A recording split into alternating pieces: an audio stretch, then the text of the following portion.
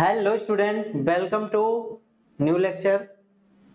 बच्चों स्वागत है, आप लोग सभी लोग जुड़ जाइए। तो फिर इसके बाद हम लोग स्टार्ट करते हैं आज के लेक्चर को।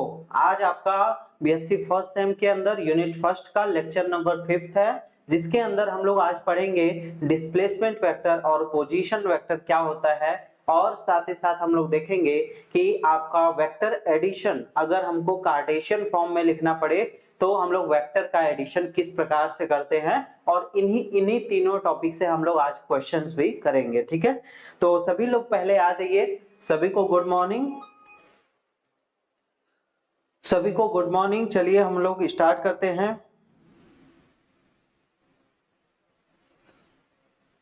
इंफॉर्मेशन रिलेटेड क्वेश्चंस आप लोग हमसे नहीं पूछिएगा। आप लोग इंफॉर्मेशन रिलेटेड आपको पूछना हो इंफॉर्मेशन किसी को, तो आप लोग अभियान सर से पूछ सकते हैं। ठीक है, चलिए हम लोग आज के लेक्चर को स्टार्ट करते हैं। तो थोड़ा सा बात करते हैं पिछले लेक्चर के बारे में। तो बच्चों, हमने पिछले लेक्चर में क्या पढ़ा था? पिछले लेक्चर में हमने बताया था कि वेक्टर का सब्सट्रैक्शन किस प्रकार से किया जाता है, और साथ ही साथ मैंने बताया था कि आपका यूनिट वेक्टर क्या होता है, ऑर्थोगोनल यूनिट वेक्टर क्या होते हैं, और किस प्रकार से आपको कोऑर्डिनेट को कैसे हम लोग वेक्टर के फॉर्म में रिप्रेजेंट करेंगे। ये सारी चीजें मैंने पिछले क्लास में आपको बताई थी। आई होप कि आपने पिछला लेक्चर देख के ये वाला लेक्चर देख रहे होंगे, तो आपको सारी चीजें समझ में आएंगी। ठीक है, तो आज बीएससी फर्स्ट सेम के अंदर लेक्चर नंबर 5 है। हम लोग ये दोनों टॉपिक आपको डिस्प्लेसमेंट और पोजीशन वेक्टर के बारे में जानेंगे, जो कि बहुत इंपॉर्टेंट टॉपिक है। तो चलिए हम लोग इस टॉपिक को स्टार्ट करते हैं। पहले देखते हैं पोजीशन वेक्टर आपका क्या होता है। ठीक है, पोजीशन वेक्टर। पोजीशन वेक्टर एक ऐसा वेक्टर होता है, पोजीशन वेक्टर एक आपका ऐसा वेक्टर होता है जो कि किसी भी स्पेस में अगर कोई पॉइंट है, उसके पोजीशन या कह ले कि उसके लोकेशन को बताता है। किसके रेस्पेक्ट में? किसी रेफरेंस पॉइंट के रेस्पेक्ट में। ठीक है, तो ये बेसिकली इसलिए ये वेक्टर इसलिए बनाया गया कि अगर 3D स्पेस में कोई पॉइंट है, उसके पोजीशन को बताने के लिए, उसके पोजीशन को कोऑर्डिनेट फॉर्म में बताने के लिए, उसके पोजीशन को वेक्टर फॉर्म में रिप्रेजेंट करने के लिए ये वेक्टर बनाया गया है। ठीक है, तो इसको हम लोग देखते हैं। चलिए पोजीशन वेक्टर में अब हम लोग थोड़ा सा पहले इसको समझ लेते हैं कि पोजीशन वेक्टर आपका क्या होता है। ठीक है, तो जैसे मैं यहाँ पे, ये आपके एक्स एक्सिस है, ये एक्स एक्सिस है, ये आपका वाई एक्सिस है, ये एक्स एक्सिस है, ये आपका वाई एक्सिस है। और हमको क्या करना है, कोई पॉइंट यहाँ पे रखा हुआ है। मान लीजिए कि यहाँ पे कोई पॉइंट P है, और इसके हमको पोजीशन को बताना है, इसके पोजीशन को डेराइव करना है, इसके पोजीशन को पोजीशन वेक्टर के रूप में दिखाना है। तो अब इसको कैसे रिप्रेजेंट करेंगे? ठीक है, तो इसके पोजीशन को डेराइव करने के लिए मान लीजिए कि अगर यहां से हम लोग इसके पोजीशन पे किस प्रकार से हम लोग पहुंच सकते हैं। एक तरीका तो आपका ये है कि आप डायरेक्टली यहां पे पहुंच जाइए इस पॉइंट पे, इस तरीके से। ये आपका ओरिजिन होता है, और इसी ओरिजिन को हम लोग क्या कहते हैं? रेफरेंस पॉइंट कहते हैं। ओरिजिन को हम लोग क्या कहते हैं? रेफरेंस पॉइंट कहते हैं। ठीक है, ये आपका ओरिजिन है जिसको हम लोग एक रेफरेंस पॉइंट मान ले रहे हैं। ठीक है, और इस रेफरेंस पॉइंट के रिस्पेक्ट में हमको इस पॉइंट P पे पहुंचना है। जैसे मैं रेफरेंस पॉइंट क्यों ले रहा हूं? ठीक है, जैसे मैं बात करूं कि अगर आपके घर पे मुझे पहुंचना है, जैसे किसी का भी घर है, वो किसी मंदिर के बगल में है, तो अगर आप किसी को भी बताएंगे कि मैं इस मंदिर के पास हूं, तो वो आपका अच्छे से समझ जाएगा कि वो आप कहां पे प्रेजेंट है। वो अपने पोजीशन को अगर कोई दूसरा आदमी देख रहा है, तो अगर उसको बता रहे हैं आप, तो वो आसानी से आपके रेफरेंस पॉइंट, वो उस मंदिर को अगर वो जानता है, तो वो जरूर समझ जाएगा कि आप किस लोकेशन पे प्रेजेंट है। तो इसलिए हम लोग यहाँ पे ओरिजिन, इस ओरिजिन जो कि रेफरेंस पॉइंट कहलाता है, इसके रेस्पेक्ट में इस P को हम लोग देखना चाहते हैं कि ये P पॉइंट कहाँ पे प्रेजेंट है। ठीक है, अब देखिए यहाँ पे इस P पॉइंट पे एक तरीका आपका ये था कि हम लोग ये डायरेक्टली पहुंच जाते, और एक तरीका आपका ये है कि अगर मान लीजिए कि इस पे मैं चलता जाऊं, तो अगर मान लीजिए कि इस पॉइंट पे मैंने इतना डिस्टेंस चला, एक मिनट,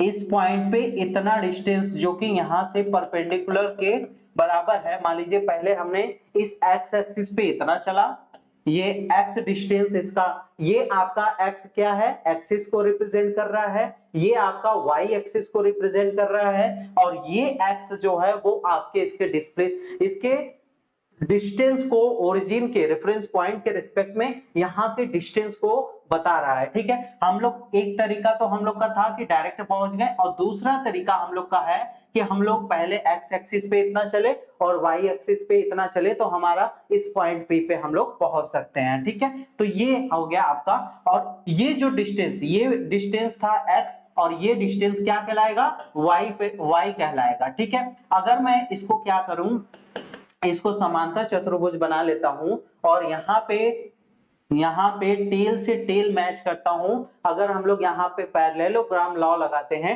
क्योंकि एक समांतर चतुर्भुज है, तो यहाँ पे टेल से टेल मैचिंग हो गया, और जो ये रिजल्टेंट रहता है वो इसके डायगोनल से रिप्रेजेंट किया जाता है। इस चीज को मैं कई बार आपको बता चुका हूं, और यही रिजल्टेंट जो होता है इस पॉइंट P के पोजीशन वेक्टर कहलाता है। इस पॉइंट P के लिए क्या कहलाता है, पोजीशन वेक्टर कहलाता है। ठीक है,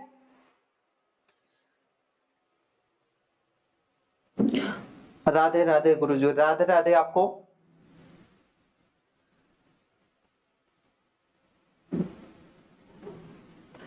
ठीक है, तो यहाँ पे आप लोग ध्यान दीजिए कि पोजीशन वेक्टर आपको मैंने यहाँ पे बता दिया। तो अगर हमको इस पॉइंट P का अगर हमको कोऑर्डिनेट्स लिखना पड़े तो हम लोग क्या लिखेंगे, इस पॉइंट P का कोऑर्डिनेट क्या हो जाएगा, x पे इतना डिस्टेंस चला, y पे इतना डिस्टेंस चला है, तो यहाँ पे इसका जो कोऑर्डिनेट हो जाएगा x y के रूप में लिखा जाएगा। ठीक है, और यहाँ पे चाहे तो हम लोग जानते हैं कि ये आपका, अगर हम लोग यहाँ पे पैरेललोग्राम लॉ लगाते हैं तो ये अगर दो वेक्टर को टेल टू टेल मैच करते हैं और किसी समांतर चतुर्भुज के दो भाग और दो भुजाओं को अगर वो दिखा रहा है तो उसका डायगोनल जो होगा उसका रिजल्टेंट को दिखाएगा, और यही रिजल्टेंट जो आपका आर वेक्टर है यही आपका क्या कहलाता है, पोजीशन वेक्टर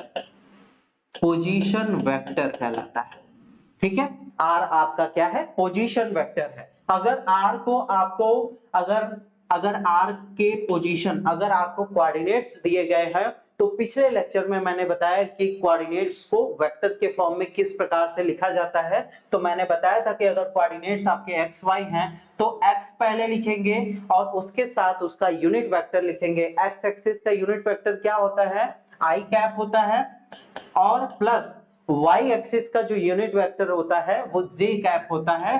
तो यहां से आपका क्या आ गया, ये हो गया इस पॉइंट P का क्या हो गया, position vector of point P।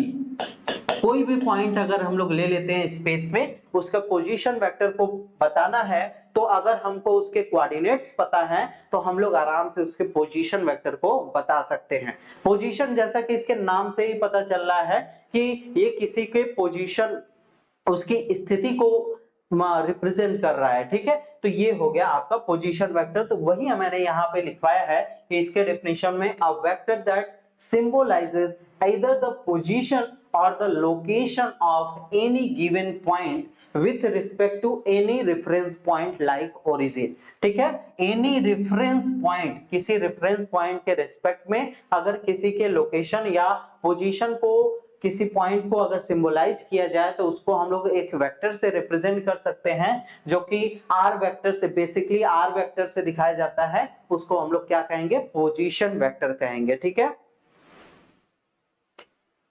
ठीक है, तो सभी को यहां तक की चीजें क्लियर है कि नहीं, सभी लोग बताइए यहाँ की चीजें, यहाँ तक की चीजें, पोजीशन वेक्टर समझ में आए कि नहीं, किस प्रकार से हम लोग पोजीशन वेक्टर मैंने आपको समझाया। और सेकंड पॉइंट हमने यहाँ पे लिखा है, the direction of position vector always points from the origin of that vector towards a given point. मतलब यहाँ पे उस गिवन पॉइंट के टुवर्ड्स जो उसका डायरेक्शन होगा, यहाँ पे देखिए, यहाँ पे इसका डायरेक्शन जो है वो हमेशा पॉइंटेड टुवर्ड्स होगा उस पॉइंट के तरफ। मतलब पॉइंट के तरफ ही उसका डायरेक्शन होगा। तो इस प्रकार से हम लोग इसके डायरेक्शन को भी दिखा सकते हैं। ठीक है, तो डायरेक्शन का अभी हम लोग फॉर्मूला भी निकालेंगे। ठीक है, तो ये था आपका पोजीशन वेक्टर। आई होप कि ये चीज आपको क्लियर हो गई होगी।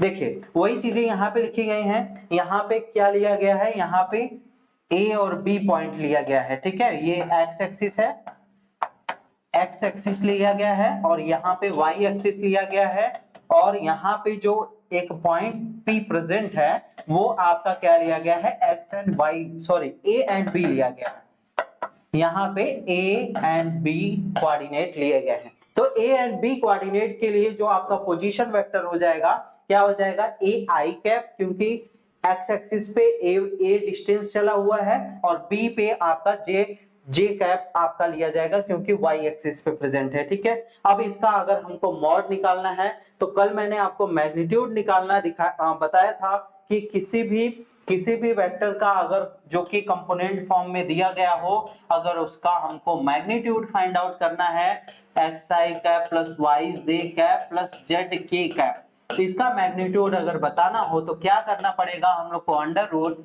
X square plus Y square plus Z square कर देंगे तो इसका मैग्नीट्यूड निकल के आ जाएगा। ठीक है, तो सारे फॉर्मूले जितने, ये जो पोजीशन वेक्टर है ये आपका बहुत इंपॉर्टेंट है। ये आपका हमेशा कई क्वेश्चन में आपसे पूछा जाएगा कि पोजीशन वेक्टर इतना है, तो आपको समझना होगा कि वो पोजीशन वेक्टर, या आपको कोऑर्डिनेट के फॉर्म में इस टाइप से क्वेश्चन दे दिया जाएगा। यहाँ पे मैं एक क्वेश्चन भी ले लेता हूं। अगर मान लीजिए किसी वेक्टर का जो कोऑर्डिनेट है वो आपका किसी पॉइंट का कोऑर्डिनेट है 3 4, और बोल रहा है इसका पोजीशन वेक्टर क्या होगा, तो पोजीशन वेक्टर बेसिकली आप लोग यहाँ पे आर वेक्टर लिखिएगा 3i cap plus 4j cap, ये इसका पोजीशन वेक्टर हो जाएगा।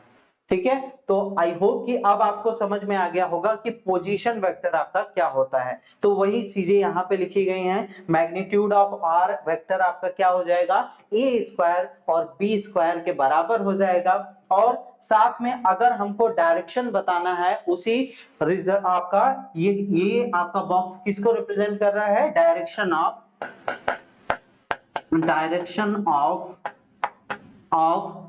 Position vector.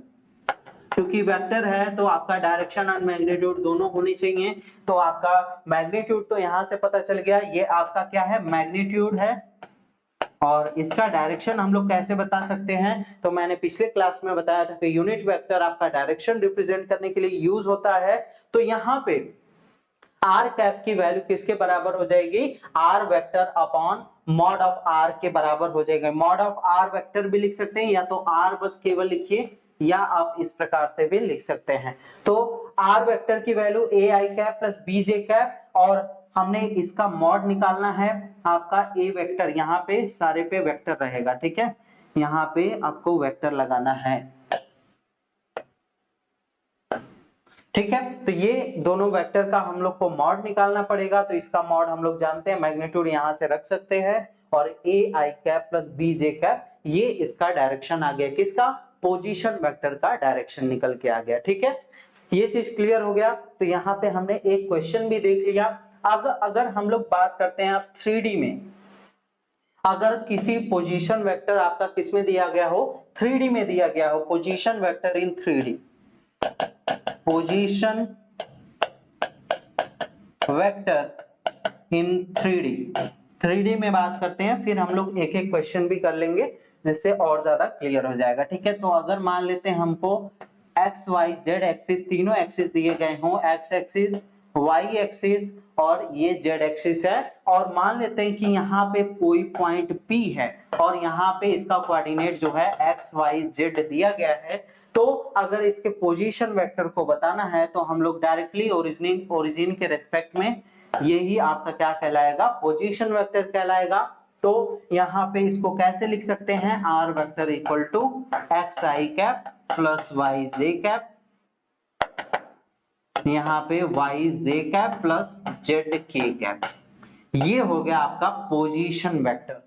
ठीक है, इस प्रकार से 3D में निकाल सकते हैं। इसका मैग्नीट्यूड निकालना पड़ेगा, तो आप लोग कैसे निकालोगे, आर वेक्टर का मैग्नीट्यूड आप लोग क्या करोगे, X square plus Y square और प्लस जेड स्क्वायर, ये आपका 3D में हो जाएगा। और इसी तरीके से अगर इसका डायरेक्शन बताना होगा तो आर कैप की value R vector upon mod of R vector के बराबर होती है। तो यहां से वैल्यूज को पुट कर लेते हैं, X I cap plus Y J cap plus Z K cap upon क्या हो जाएगा, अपॉन आपका इसका मॉड लिख लेंगे under root x square plus Y square plus Z square. ठीक है, तो ये हो गया डायरेक्शन हो गया, ये हो गया मैग्नीट्यूड हो गया, और ये आपका क्या हो गया, पोजीशन वेक्टर हो गया। ठीक है, तो आई होप कि यहां तक की चीजें आपको क्लियर होंगी। ठीक है, यहां तक की चीजें आप सभी को क्लियर हो गई होंगी कि पोजीशन वेक्टर अगर 2D में रहता है, 2D कोऑर्डिनेट्स दिए गए हैं, तो किस प्रकार से मैग्नीट्यूड डायरेक्शन हम लोग निकालेंगे उस पोजीशन वेक्टर का, और अगर 3D में है तो किस प्रकार से मैग्नीट्यूड डायरेक्शन हम लोग कैलकुलेट करेंगे। ठीक है, तो आइए अब आप एक एक क्वेश्चन भी कर लेते हैं। मान लीजिए आपको क्वेश्चन दिया गया है, कोई पॉइंट है, एक्स एक्सिस है और ये वाई एक्सिस है, और यहाँ पे आपको, यहाँ पे एक्स एक्सिस है, इस प्रकार से बना लेते हैं, और यहाँ पे मान लीजिए कोई पॉइंट P है और जिसके कोऑर्डिनेट आपको क्या दिए गए हैं, -3 और 4 दिए गए हैं। ठीक है, हम लोग जानते हैं कि आपका कोऑर्डिनेट्स में जो होते हैं, इधर आपका प्लस प्लस होते हैं, इधर माइनस माइनस होते हैं, और इधर आपका माइनस प्लस होता है और इधर प्लस माइनस होता है। ठीक है, आप लोग ये चीजें तो जानते होंगे। तो यहाँ पे एक पॉइंट है, इसके पोजीशन वेक्टर को रिप्रेजेंट करना है, तो ये ओरिजिन मान लेते हैं, और ये आपका क्या हो जाएगा, यही इसका पोजीशन वेक्टर कहलाएगा, जो कि आर वेक्टर से रिप्रेजेंट किया जाएगा। अब आर वेक्टर की वैल्यू हमको बतानी है, तो क्या है, -3 है, तो यहाँ पे -3 है तो -3 आई कैप हो जाएगा, और यहाँ पे प्लस आपका क्या हो जाएगा, 4j कैप। इस तरीके से पोजीशन वेक्टर हम लोग इसका बता सकते हैं। अगर हमको इसका मैग्नीट्यूड बताना पड़े तो मैग्नीट्यूड आपका अंडर रूट 9 + 16, यहाँ पे आ जाएगा 25 और यहाँ पे 5 आ जाएगा, तो ये इसका मैग्नीट्यूड निकल गया। अब आपसे पूछ रहा है कि डायरेक्शन क्या होगा, डायरेक्शन हो क्या होगा, तो डायरेक्शन आपका R vector upon mod of R vector. तो आर वेक्टर की वैल्यू कितनी है, 3i cap plus 4j cap upon 5 के बराबर है।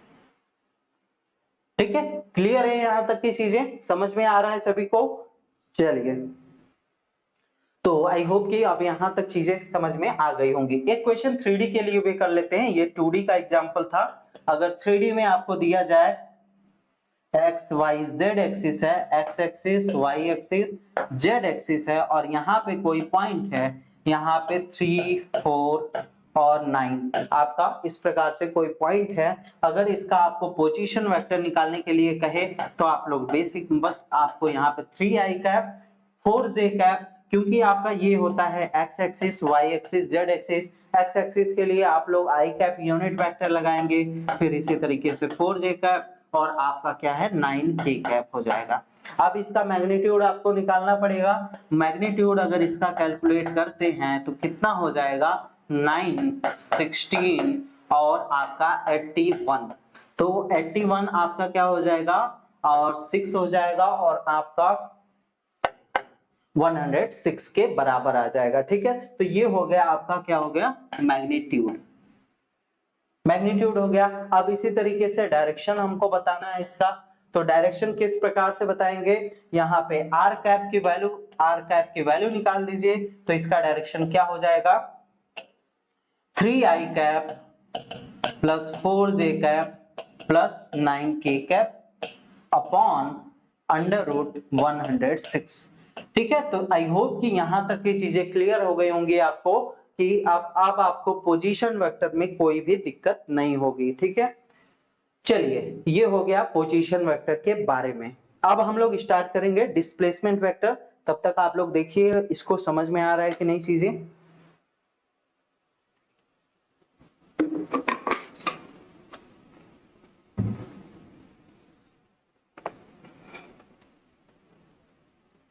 चलिए, अब हम लोग बात करते हैं डिस्प्लेसमेंट वेक्टर की।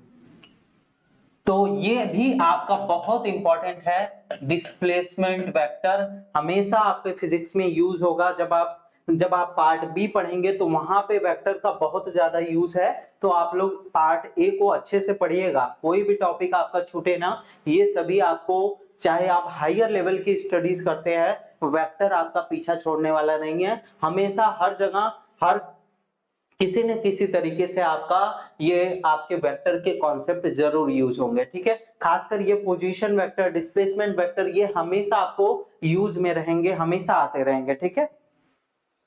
चलिए बच्चों, डिस्प्लेसमेंट वेक्टर पहले क्या होता है इसको देख लेते हैं। और displacement vector is a vector that shows that the shortest path between initial and final position of a moving object, ठीक है।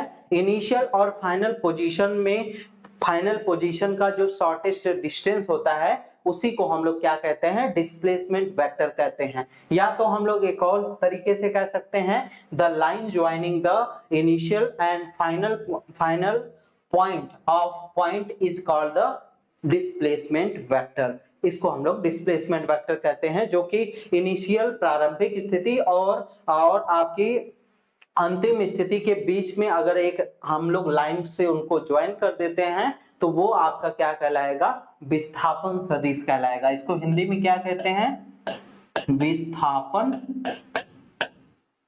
विस्थापन सदिश, ठीक है। तो अब हम लोग इसको समझते हैं कि डिस्प्लेसमेंट वेक्टर किस प्रकार से लिखा जाएगा आपका। तो डिस्प्लेसमेंट वेक्टर को समझने के लिए मान लेते हैं कि हमारा ये एक्स वाई एक्सिस है, एक्स एक्सिस है और ये आपका वाई एक्सिस है, ठीक है। अगर मान लेते हैं कि यहाँ पे एक पॉइंट P प्रेजेंट है, एक पॉइंट P प्रेजेंट है जो कि पॉइंट P कुछ समय बाद आफ्टर टाइम T, मान लीजिए T 0 पे आपका कोई पॉइंट P पॉइंट पे था और आफ्टर टाइम T ये पॉइंट कहां पे पहुंच जाता है, Q पॉइंट पे पहुंच जाता है। तो इसका जो फर्स्ट का पोजीशन वेक्टर हम लोग क्या लिखेंगे, R1 वेक्टर से दिखा सकते हैं हम लोग, क्योंकि आपका P पॉइंट पोजीशन वेक्टर लिखना तो बताया ही है मैंने। तो आप अगर P पॉइंट का पोजीशन अगर आप स्पेसिफाई करेंगे, बताएंगे इस ओरिजिन के रेस्पेक्ट में, इस रेफरेंस पॉइंट के रेस्पेक्ट में, तो आपका क्या हो जाएगा, इस आपका रेस्पेक्ट में, तो अगर आपका P का पोजीशन बताना है तो आप लोग R वेक्टर से रिप्रेजेंट करोगे, ठीक है।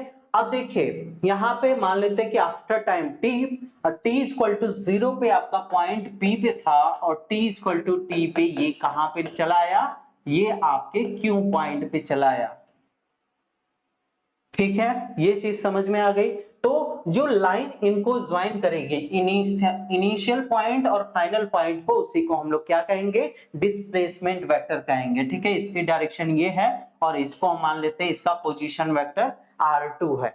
और इसी तरीके से ये जो लाइन इनको ज्वाइन करेगी, पहले आपका इनिशियल रहेगा फिर फाइनल रहेगा, और इसी को हम लोग क्या कहेंगे, this R vector is known as displacement vector, displacement vector, ठीक है।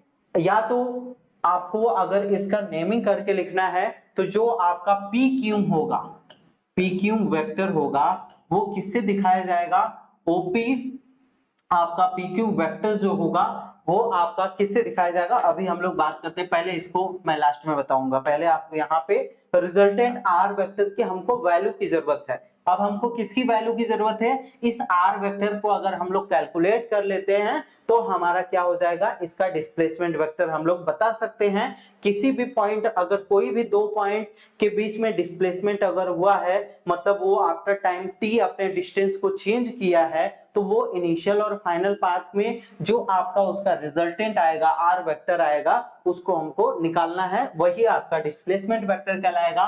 तो यहाँ पे डिस्प्लेसमेंट वेक्टर कैसे निकाल सकते हो, अब यहाँ पे भी एडिशन वाला ही कॉन्सेप्ट लगाना है। कौन सा कॉन्सेप्ट, अगर ये देखिए आपका,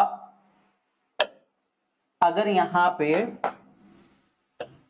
ये आपका R1 वेक्टर इस डायरेक्शन में है और R वेक्टर इस डायरेक्शन में है, तो हम लोग ट्रायंगुलर लॉ से जानते हैं, हमने आपको ट्रायंगुलर लॉ बताया है वेक्टर एडिशन में, ट्रायंगुलर लॉ, ट्रायंगुलर लॉ कैसे लगाते हैं? हम लोग जानते हैं कि अगर दो साइड एक ऑर्डर में लिए गए हैं तो थर्ड जो अपोजिट ऑर्डर में साइड है वो उसके रिजल्टेंट को बताएगी, वो R vector equal to A plus B को बताएगी। मतलब यहाँ पे हमने इसको ए माना है, ए वेक्टर, ये आपका बी वेक्टर, तो ये आपका रिजल्टेंट हो जाएगा।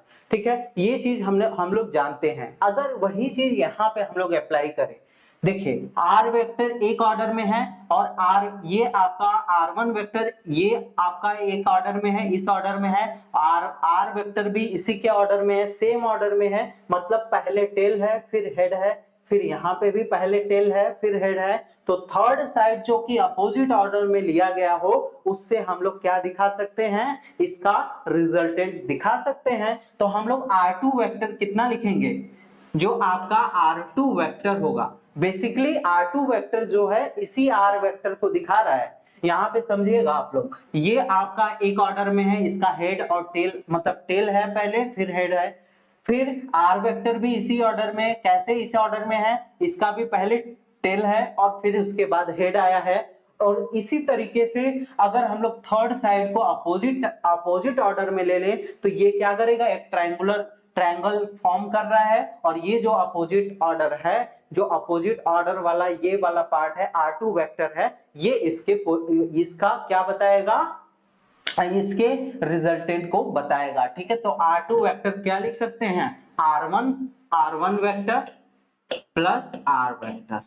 ठीक है, तो अब ये रूल तो आपको आना ही चाहिए। ये मैंने आपको कई तरीके से आपको इसको ट्रायंगुलर लॉ को बहुत ही डिटेल में मैंने आपको बताया है। ठीक है, या अगर एक और एग्जांपल से मैं समझाऊं, जैसे मान लीजिए कि आपका यहाँ पे ये P वेक्टर है और ये Q वेक्टर है, ये दोनों देखिए पहले हेड है, पहले टेल है फिर हेड है, टेल है फिर हेड है, ये दोनों अगर एक ऑर्डर में है PQ जो कि यहाँ पे दिया गया है, तो थर्ड साइड जो है अपोजिट ऑर्डर में अगर ले ले तो यही इसके रिजल्टेंट को दिखाता है। तो ये दोनों आपके एक ऑर्डर में, थर्ड साइड अपोजिट ऑर्डर में है, तो R2 वेक्टर इक्वल टू क्या लिख सकते हैं? R1 vector plus R vector.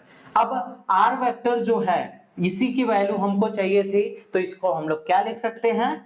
R vector equal to R2 vector minus R1 vector.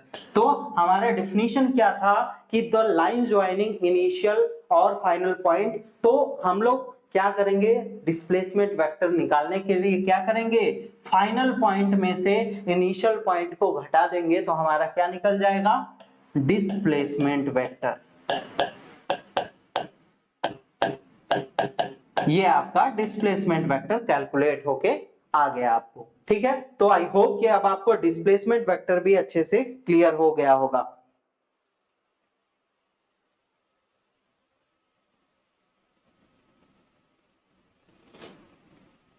ठीक है, यहां तक की चीजें क्लियर है कि नहीं सभी को? सॉरी, सभी का चैट ही रुक गया था आप लोग का।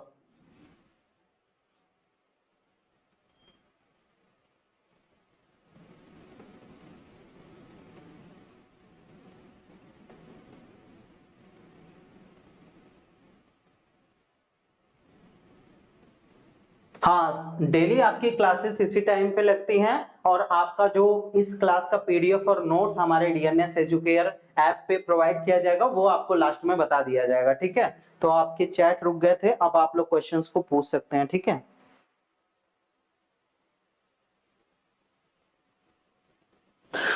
आप लोग रिजल्ट और आपका रिजल्ट के बारे में कोई इंफॉर्मेशन अगर आपको पूछनी है तो आप लोग अभिमान सर से पूछ सकते हैं। और यहाँ पे आपको बस केवल फिजिक्स जो आपका फर्स्ट सेमेस्टर का टॉपिक चल रहा है उसके बारे में आपको यहाँ पे बताया जाएगा। ठीक है, तो हम लोग बात कर रहे थे डिस्प्लेसमेंट वेक्टर और यहाँ पे हमने डिस्प्लेसमेंट वेक्टर निकाल लिया गया है। ठीक है, और इसको हम लोग किस प्रकार से रिप्रेजेंट कर सकते हैं? आर वेक्टर जो था वो हम लोग कैसे लिख सकते हैं? P और Q वेक्टर इसको लिख सकते हैं इस प्रकार से। कई बुक्स में दिखाया जाता है कि PQ वेक्टर आपका डिस्प्लेसमेंट वेक्टर है, या यहाँ पे अगर A पॉइंट लिया और B पॉइंट लिया है तो AB वेक्टर इसका डिस्प्लेसमेंट वेक्टर होगा।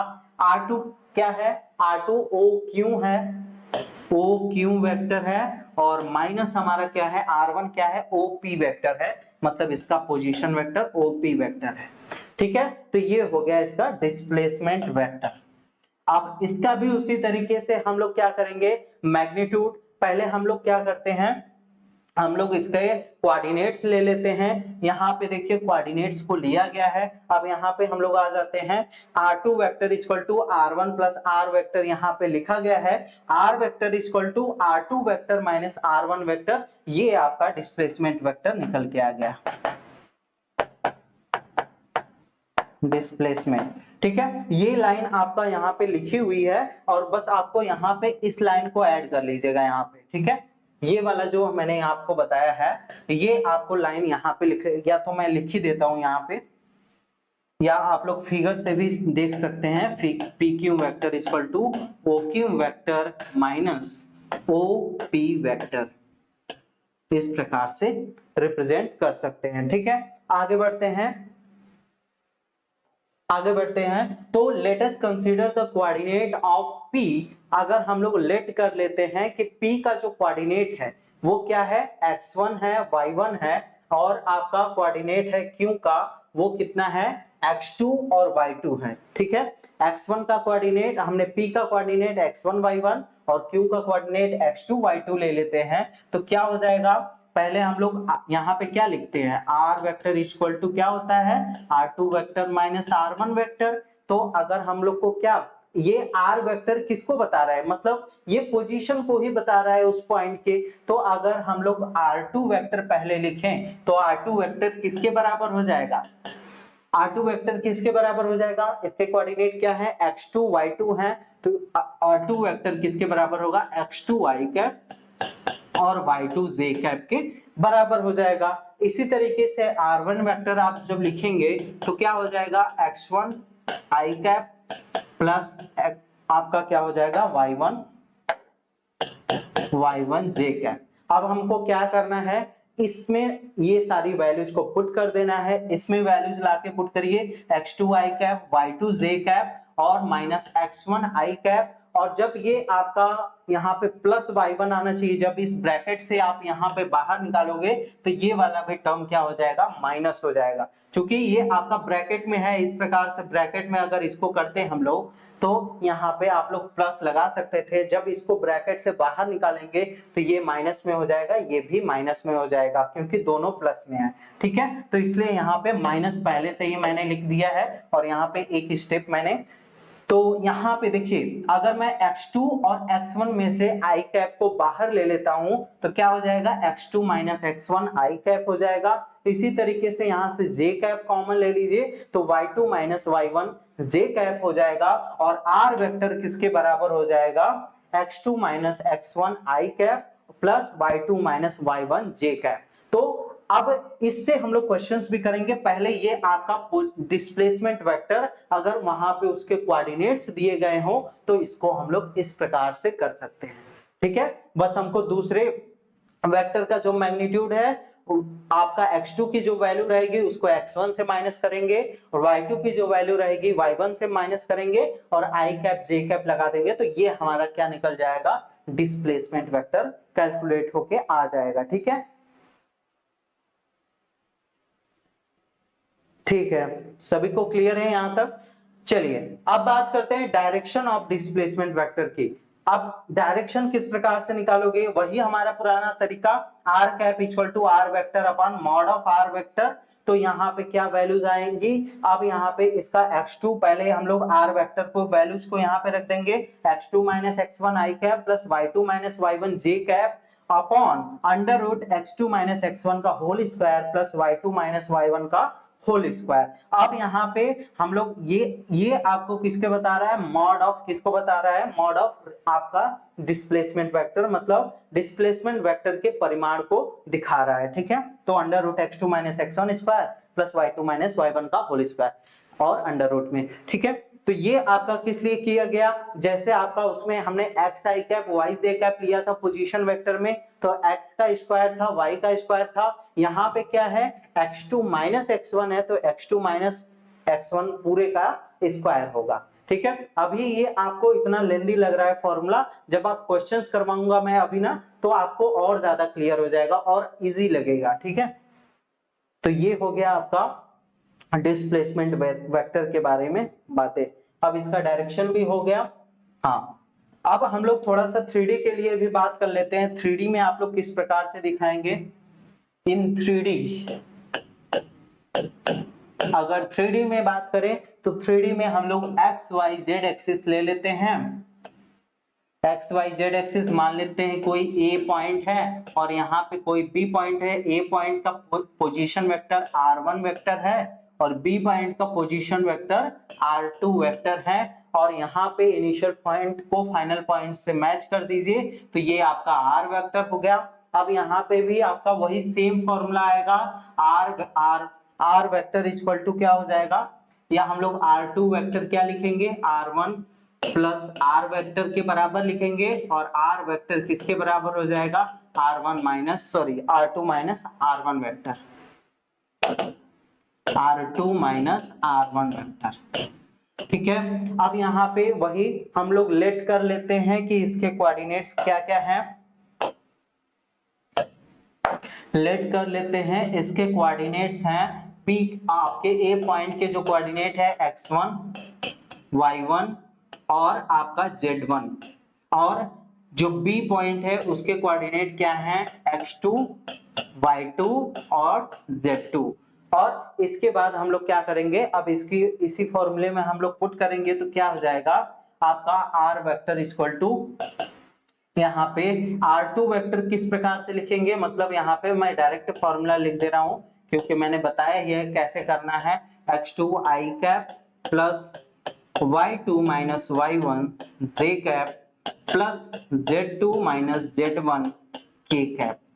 ठीक है, इस प्रकार से ये फॉर्मूला आपका 3D में कन्वर्ट हो जाएगा और यही आपका डिस्प्लेसमेंट वेक्टर कहलाएगा। और डिस्प्लेसमेंट वेक्टर को और इसका मैग्नीट्यूड निकालना है तो वही सेम फॉर्मूला आपका यूज होगा। क्या हो जाएगा, x2 माइनस x1 का whole square plus y2 minus y1 का whole square plus z2 minus z1 का होल स्क्वायर, ये पूरा अंडर रूट में रहेगा। ठीक है, ये पूरा फॉर्मूला आप लोग लगाइएगा, ये इससे मैग्नीट्यूड निकल जाएगा। अभी आपको देखने में फॉर्मूला बहुत ज्यादा बड़ा लग रहा है लेकिन बहुत इजी है। ठीक है, r cap equal to r vector upon mod of r vector, unit vector यहाँ पे लिखेंगे। r वेक्टर की वैल्यू क्या है, x2 माइनस x1 का i cap plus y2 minus y1 का j कैप, y1 का j कैप और यहाँ पे प्लस z2 माइनस z1 का k कैप। ठीक है, तो अब अपॉन में क्या आ जाएगा, ये मैग्नीट्यूड यहाँ पे रख लीजिएगा, अंडर रूट यहाँ पे सारी वैल्यूज यहाँ पे पुट कर लीजिएगा तो यहाँ पे आपका क्या हो जाएगा, ये 3D में आपका क्या निकल जाएगा, डायरेक्शन निकल जाएगा उस रिजल्टेंट का। ठीक है, ये चीज क्लियर हो गया। 3D में और 2D में सभी हमने पोजीशन वेक्टर और डिस्प्लेसमेंट वेक्टर को बता दिया। मैं बार बार कह रहा हूं वो बहुत इंपॉर्टेंट है, इससे क्वेश्चन आप बुक जो भी बुक होगा आपके पास उस बुक से क्वेश्चन को सॉल्व करिएगा। कोई भी दिक्कत होगा आप लोग कोर्सेज में अगर आप ज्वाइन होंगे तो जरूर व्हाट्सएप ग्रुप बना होगा तो वहां पे आप हमसे क्वेश्चन पूछ सकते हैं। ठीक है, तो ये हो गया आपका 3D में, तो सारा डिस्प्लेसमेंट वेक्टर और पोजीशन वेक्टर यहाँ पे कंप्लीट हो जाता है। अब यहाँ से एक नया टॉपिक आपका स्टार्ट होगा।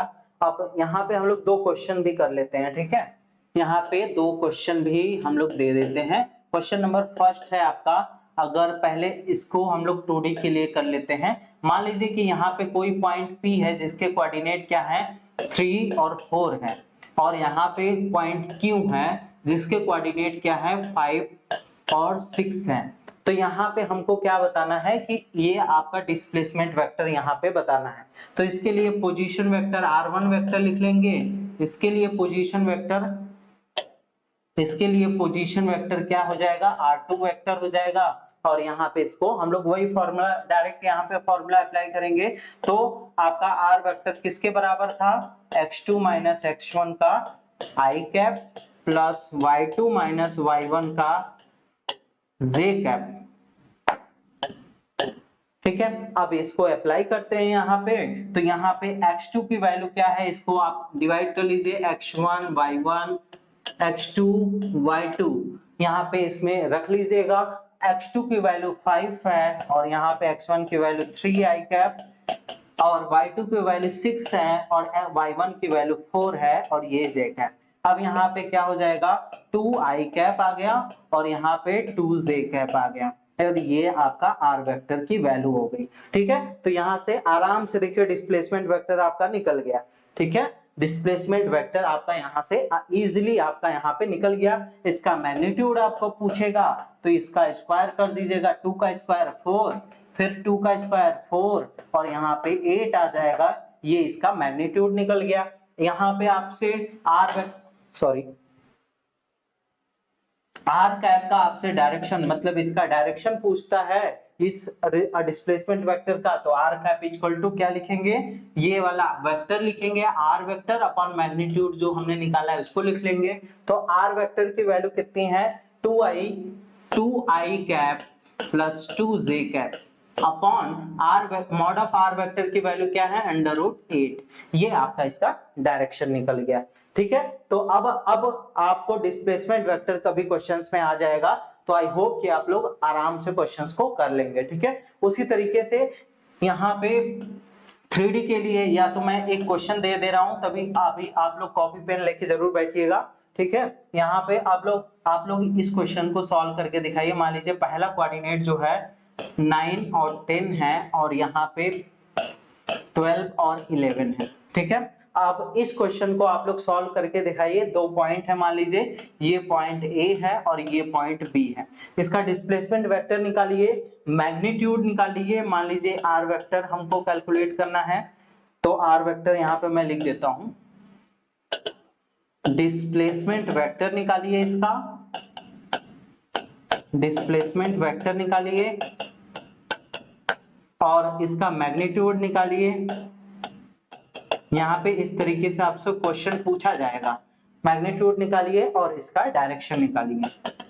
तीनों आप लोग कैलकुलेट करके दिखाइए, तो फिर मैं यहाँ पे 3D के लिए एक एग्जांपल तब तक मैं आपको बता देता हूँ। ठीक है, इस क्वेश्चन को आप लोग सॉल्व करिए।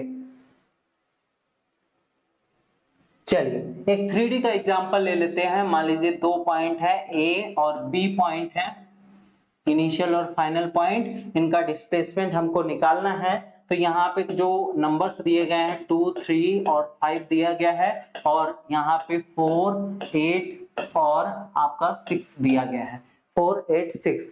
अब इसको हमको सॉल्व करके इसका डिस्प्लेसमेंट वेक्टर बताना है। कैसे करेंगे, यहाँ पे इसको x1 कर लीजिए, इसको y1, इसको z1, इसको x2, इसको y2, इसको z2। अब देखिए यहाँ पे क्या करेंगे, r वेक्टर निकालने के लिए x2 minus x1 i cap plus y2 minus y1 j cap plus z2 minus z1 k cap. यहाँ पे सारी वैल्यूज को रख देते हैं। x2 की वैल्यू कितनी है 4 और x1 की value 2 i cap plus y2 की वैल्यू 8, y1 की वैल्यू 3 और प्लस z2 की वैल्यू कितनी है 6 और यहाँ पे z1 की वैल्यू 5। ये सारी वैल्यूज को निकाल लीजिए, आपका पोजीशन वेक्टर निकल गया 2i cap plus 5j cap और प्लस आपका k कैप के बराबर हो जाएगा। ये हो गया r वेक्टर की वैल्यू। इसका मैग्नीट्यूड आपसे पूछे तो r वेक्टर का मैग्नीट्यूड आप लोग निकाल लीजिए। कैसे निकालेंगे, √4 यहाँ पे हो जाएगा 25 प्लस 1, यहाँ पे इसको सॉल्व करिए तो यहाँ पे आपका √30 आ जाएगा। तो ये हो गया इस तरीके से। अब इसका यूनिट वेक्टर बताना है, r कैप इक्वल टू क्या लिखना है, जो वेक्टर पहले है 2i cap plus 5j cap plus k cap upon जो इसका मैग्नीट्यूड आया है √30, ये इसका डायरेक्शन निकल गया। ठीक है, तो आई होप कि अब आपको डिस्प्लेसमेंट वेक्टर और पोजीशन वेक्टर आपसे कोई पूछ ले तो आपको कोई भी दिक्कत नहीं होगी।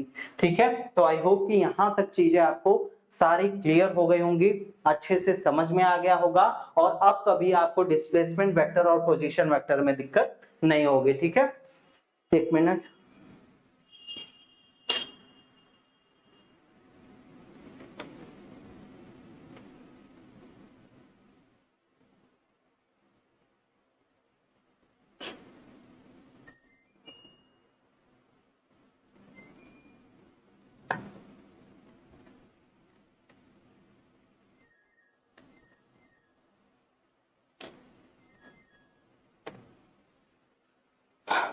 तो चलिए बच्चों, अब आपका डिस्प्लेसमेंट वेक्टर क्लियर हो गया होगा आपको। अब हम लोग स्टार्ट करते हैं वेक्टर एडिशन का कार्टेशियन फॉर्म।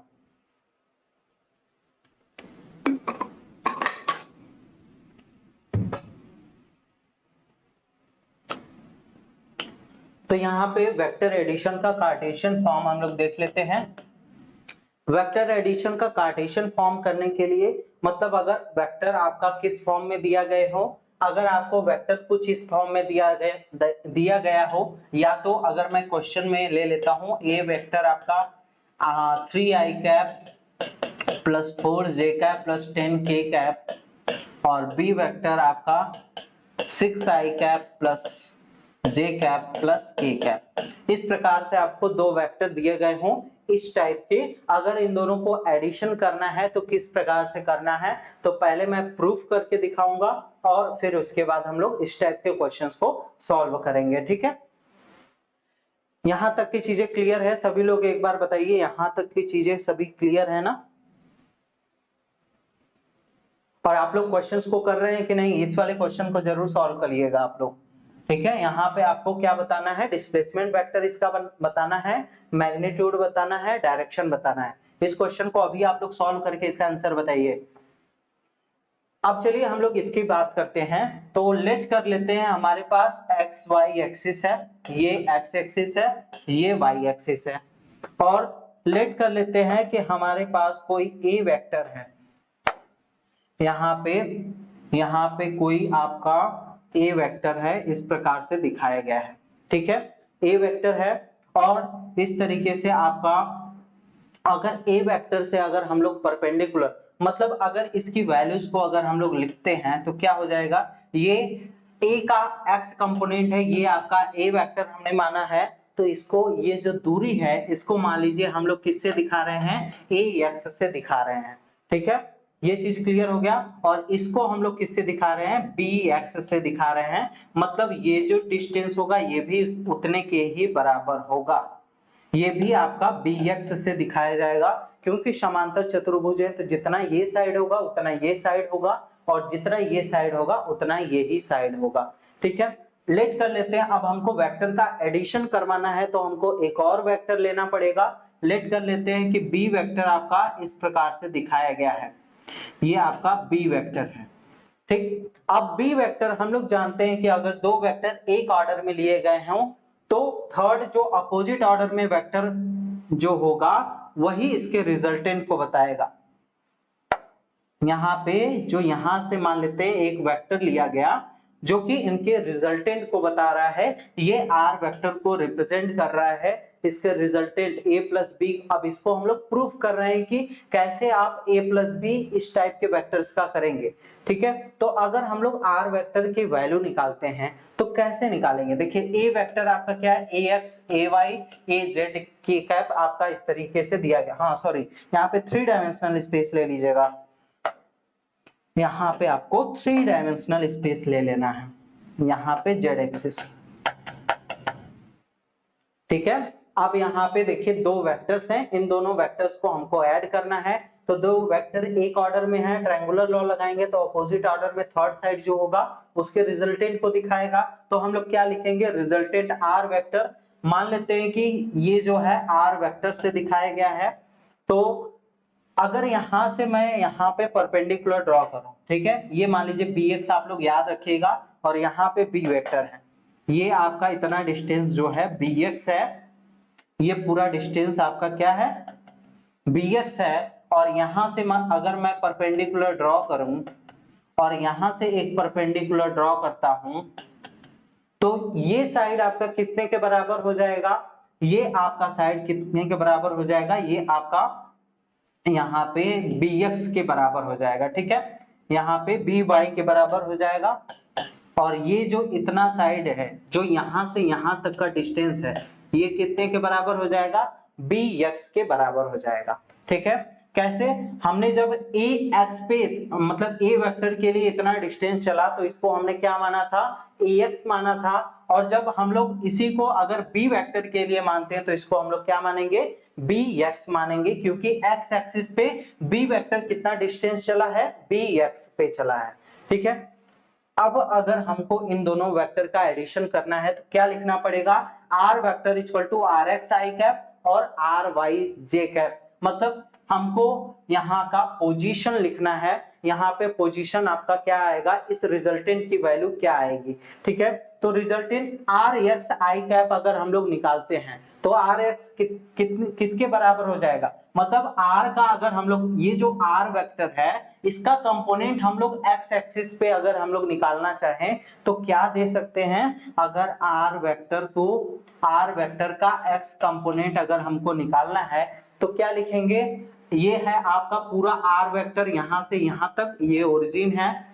तो इसका अगर x पे अगर हम लोग कंपोनेंट देखेंगे तो यहां से यहां तक का डिस्टेंस जो टोटल है यही इसका x एक्सिस पे कंपोनेंट कहलाएगा। तो किससे रिप्रेजेंट किया गया है, ax है, ये पूरा यहां तक का डिस्टेंस आपका कितने के बराबर है, ax प्लस bx के बराबर है, ax प्लस bx के बराबर है। तो r वेक्टर को हम लोग इस प्रकार से दिखा सकते हैं ax प्लस bx। इसी तरीके से ry वेक्टर को हम लोग किस प्रकार से दिखाएंगे, ay प्लस by से दिखाएंगे यहाँ पे। और यहाँ पे चूंकि वेक्टर है तो यहाँ पे एक यूनिट वेक्टर भी लगेगा। तो यूनिट वेक्टर x एक्सिस के लिए क्या होता है, i कैप होता है, y एक्सिस के लिए यूनिट वेक्टर क्या होता है, j कैप होता है।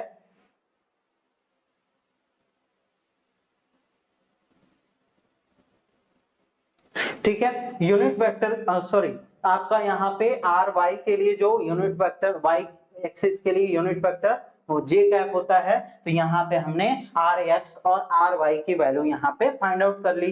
तो अब यहाँ पे वैल्यूज को पुट कर देते हैं, तो ए एक्स प्लस बी एक्स, ए Y plus B Y J cap, ये आपका एडिशन निकल के आ गया, इसका रिजल्टेंट निकल के आ गया। तो मतलब आर वेक्टर जो होता है हम लोग जानते थे पहले से ही कि R vector a plus B के बराबर होता था। यहाँ पे मैं अगर बनाऊं तो यहाँ पे ट्रायंगुलर लॉ कैसे काम करता था, अगर ये एक वेक्टर है और ये आपका ये एक वेक्टर है तो ये जो ऑर्डर में आपका ये अगर हमने क्या माना है यहाँ पे a वेक्टर माना है, ये b वेक्टर, तो इस रिजल्टेंट को क्या लिखते थे हम लोग, a प्लस बी।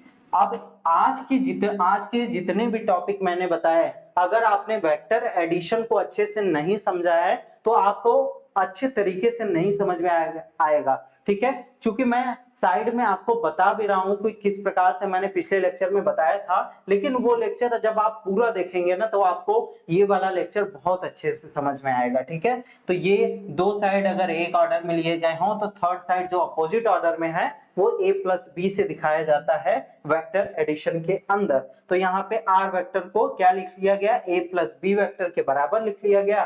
और a प्लस बी वेक्टर के लिए ax plus bx I cap plus ay plus by j cap के बराबर हो गया ये आपका। अब इसका हमको क्या करना है, a वेक्टर निकल गया, b वेक्टर निकल गया, a प्लस बी आपका यहाँ पे हमने इस प्रकार से निकाल दिया, ठीक है। तो और आगे देख लेते हैं आपका, हाँ यहाँ पे आपकी चीजें एंड हो जाती हैं, ठीक है।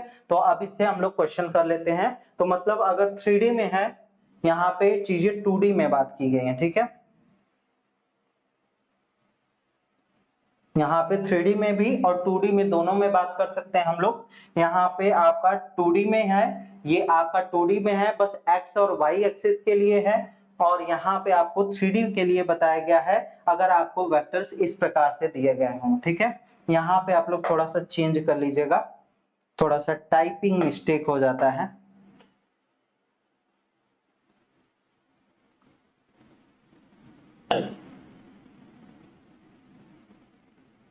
ठीक है, मैंने पहले 2D के लिए आपको प्रूफ करवाया और 3D में यही फॉर्मूला अगर आपसे पूछा जाता है तो वहां पे बस केवल az plus bz k cap आपका ऐड हो जाएगा, ठीक है।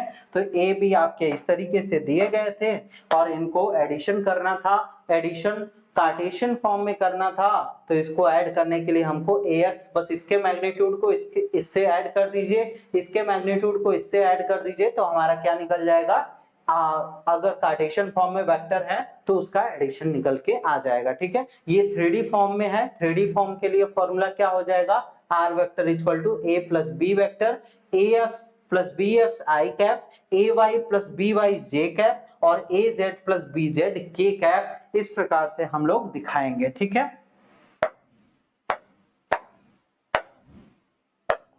तो ये आपका फॉर्मूला आपको याद होना चाहिए, ठीक है।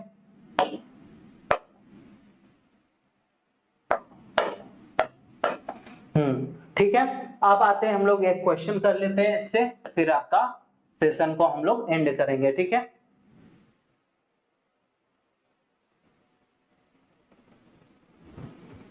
हाँ चलिए, यहाँ पे अगर मान लीजिए ए वेक्टर की वैल्यू आपको क्या दी गई है 3i कैप, और यहाँ पे माइनस जे कैप दी गई है, और बी वेक्टर की वैल्यू क्या दी गई है 4i कैप और minus 6k cap plus 6k cap आपको दी गई है। तो इसका अगर आपको एडिशन करना है, क्योंकि हम लोग जानते हैं कि वेक्टर का जो सब्सट्रैक्शन होता है वेक्टर के एडिशन के ही जैसा होता है, मतलब वहां से हमको बस माइनस फॉर्मेट में हमको निगेटिव, इसलिए यहाँ पे मैंने माइनस दे दिया है। तो इसके लिए कैसे फॉर्मूला निकलेगा, कैसे हम लोग फॉर्मूले को अप्लाई करेंगे वो भी हम लोग यहाँ पे समझ लेंगे, ठीक है। तो हमको क्या निकालना है, a प्लस बी वैक्टर निकालना है जो कि रिजल्टेंट के बराबर होगा। अगर इसको निकालना है तो हम लोग क्या करेंगे, फॉर्मूला लगाएंगे 3 प्लस 4i कैप प्लस, और यहाँ पे क्या हो जाएगा -1 और आपका प्लस 6 के बराबर हो जाएगा। अब इसको सॉल्व कर लीजिए, आपका रिजल्टेंट निकल गया 437i कैप प्लस आपका क्या हो जाएगा 5k कैप। ये आपका रिजल्टेंट निकल गया। अगर आपसे कार्टेशियन फॉर्म में वेक्टर दिया गया है उसका एडिशन करना है तो इस प्रकार से नॉर्मली आप लोग कर सकते हैं, ठीक है। अगर वही चीज 3D में अगर बात करें, 3 डायमेंशनल में दिया गया है कंपोनेंट ए वेक्टर का, अगर 4i cap plus 3j cap plus 5k cap, और बी वेक्टर आपको दिया गया है कितना 6i cap plus 6j cap plus 6k cap, और इसको ऐड करना है तो a प्लस बी वेक्टर अगर ऐड करना है तो आपको क्या करना पड़ेगा, यहाँ पे इन दोनों के कंपोनेंट को ऐड करिए, i वाले कंपोनेंट को मैग्नीट्यूड को 4 6 आपका 10i कैप हो जाएगा, पर प्लस आपका 9 हो जाएगा j cap plus 6 5 11 k cap. ये इस प्रकार से a प्लस बी निकल के आ जाएगा, ठीक है।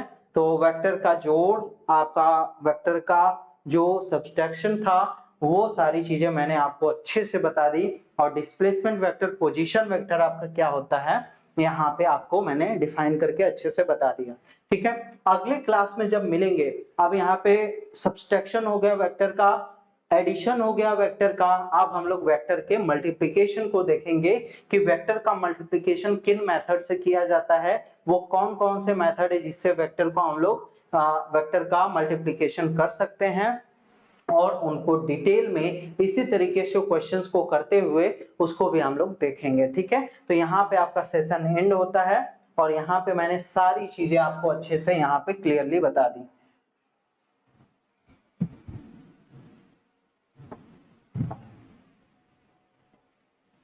एक बात और आपको लास्ट में एक और चीज, जो बच्चे मेरा ये लेक्चर YouTube पे देख रहे हैं फर्स्ट और थर्ड सेमेस्टर के लिए, ठीक है, फर्स्ट और थर्ड सेमेस्टर के लिए हमारे DNS एजुकेयर एप्लीकेशन पे आपके क्लासेस स्टार्ट हो चुकी हैं। आप लोग जल्दी जल्दी बैच में इनरोल हो जाइए, जिससे आपकी क्लासेस और ज्यादा प्रॉपर हो सके। अभी आपकी क्लासेस चली रही हैं, और ज्यादा क्लासेस आपको मिलने लगेंगे, ठीक है। तो BSc mathematics, BSc biology, BSc agriculture या बीकॉम आपका क्या है कोर्स है, तो आप लोग इसके लिए हमारे DNS एजुकेयर ऐप पे आपके कोर्सेज चलाए जा रहे हैं, जो केवल 1250 रुपीज के वन टाइम पेमेंट में आपको BSc मैथमेटिक्स की बात करें तो फिजिक्स, केमिस्ट्री, मैथ और आपका स्टैट जो भी सब्जेक्ट होगा, चारों सब्जेक्ट को आपको पढ़ाया जाएगा। वन टाइम पेमेंट है, और उसके बाद आपको इस कोर्स का ड्यूरेशन 3 मंथ में आपको कंप्लीट करा दिया जाएगा, और कोर्स की वैलिडिटी 1 ईयर तक आपको बनी रहेगी, और ऑनलाइन डाउट सेशन आपके होंगे, और PYQ आपको सॉल्व करवाए जाएंगे। जो मैंने यहाँ पे लिखा है उसको आपको यहाँ पे बताया जाएगा, जो भी चीजें यहाँ पे मैंने लिख के आपको दिखाई है वो उस चीज की PDF आपको मिलेगी, और आपको जैसे ही 1 यूनिट आपका एंड होता है और उससे रिलेटेड जो भी यूनिवर्सिटी, अलग अलग यूनिवर्सिटी के लिए आपके इंपॉर्टेंट क्वेश्चंस आपको उसको करवाए जाएंगे, ठीक है। तो यही था आज के लेक्चर में बच्चों। यहाँ पे सारा चीजें। आई होप कि आपको आज का लेक्चर अच्छा लगा होगा। ठीक है, तो यही था आज के लेक्चर में। चलिए अब मिलेंगे नेक्स्ट लेक्चर में, और नेक्स्ट लेक्चर में देखेंगे वेक्टर का मल्टीप्लिकेशन। ठीक है, थैंक यू।